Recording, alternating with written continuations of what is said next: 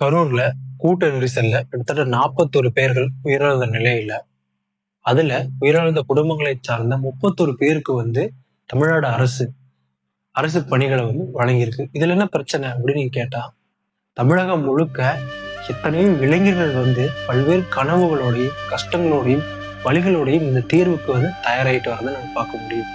அதுல அவர்களுடைய கஷ்டங்களை பத்தி நம்ம கொஞ்சம் யோசிச்சு பார்க்கும்போது, வயசான அம்மா அப்பாவா இருக்கட்டும், இல்ல 30 வயதை கடந்து படிக்கக்கூடிய நபர்களா இருக்கட்டும், 5 வருஷம் 6 வருஷம் சொல்லிட்டு நெடுங்காலமா படிக்கிற நபர்கள், இப்படி பல்வேறு வழிகளையும் தியாகங்களையும் தன்னுள் வைத்துக்கொண்டு தான் எப்படியாவது ஒரு அரசு பணியாளர் ஆகிவிட மாட்டோமா என்ற நம்பிக்கையோடும் கனவுகளோடும் படித்துக் கொண்டிருக்கிறார்கள்.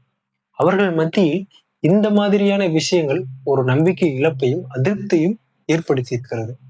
இப்போ போன ஆட்சியில நீங்க பாத்தீங்கன்னா, தமிழ்நாடு அரசு பணியாளர் தேர்வாணையத்தினுடைய தேர்வுகள் ரொம்ப கடினமா இருந்ததையும், கொஸ்டின்கள் அவுட் சோர்ஸ்ல இருந்து கேட்ட விஷயங்களா இருக்கட்டும், குரூப் 2 தேர்வு ரத்து செய்யப்பட்டு மீண்டும் நடத்தப்பட்ட விஷயங்களாக இருக்கட்டும், இது மாதிரியான விஷயங்கள் அவர்களை ஒரு மன உளைச்சலை ஏற்படுத்தி மாற்றம் தேவை அப்படின்றத உணர வச்சு தாவேக்காவுடைய அரசுக்கு வாக்களிச்சிருக்காங்க. இன்னைக்கு தாவேக்கா அரசு கணிசமான இளைஞர்களுடைய வாக்கு பெற்றிருக்குன்னா இந்த விஷயமும் அதுக்கு ஒரு காரணம். ஆக தமிழக அரசு இந்த மாதிரியான விஷயங்களை விரைந்து கருத்துல எடுத்துக்கொண்டு இனி வரக்கூடிய குரூப் 2 தேர்வாகட்டும், அதுல பணியிடங்களை கிட்டத்தட்ட ஒரு 5000 பணியிடங்களுக்கு மேலேயும், குரூப் 4 ஆகட்டும் அதனுடைய பணியிடங்களை 10,000க்கு மேற்பட்டும் வழங்கும்படி தாழ்மையுடன் கேட்டுக்கொள்கிறோம்.